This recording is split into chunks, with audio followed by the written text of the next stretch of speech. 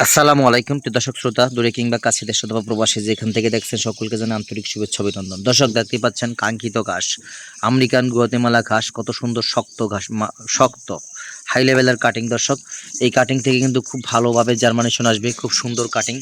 দেখেন পুরোটা এই কাটিংগুলো আমি দেখাচ্ছি। একটা কাস্টমার 500 পিস কাটিং অর্ডার করেছেন, সেই কাটিংগুলোই কিন্তু কাটা হয়েছে, আরও কাটতে গেছেন।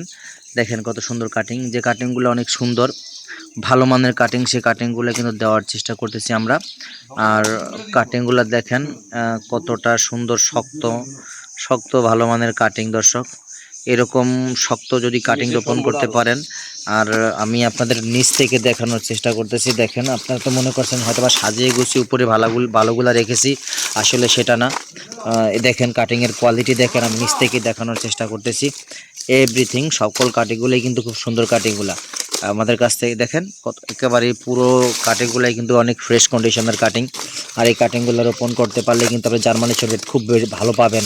আমেরিকান গুয়াতেমালা ঘাস চাষ করতে এখনও যদি ব্যর্থ হয়ে থাকেন, তাহলে বলবো এখনই স্ক্রিনে দেওয়া নাম্বারে যোগাযোগ করুন।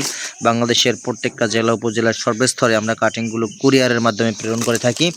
ভালো মানের হাই লেভেলের পরিপক্ক মানের কাটিং, আর সবুজ কভারের দ্বারা আপনার ঢাকা কাটিংগুলা এরকম শক্ত হতে হবে কাটিংগুলো। আমি আবারও বলছি দর্শক, দেখতে পাচ্ছেন। আরেকটা আপনারা বলেন ডগার কাঠিটা যখন রোপণ করবেন এতটুকু ডগা মাটির উপরে রাখবেন, একটু অ্যাঙ্গেল করে রোপণ করবেন, তাহলে কিন্তু ডগার থেকে সবার আগে কুর মেলে যাবে।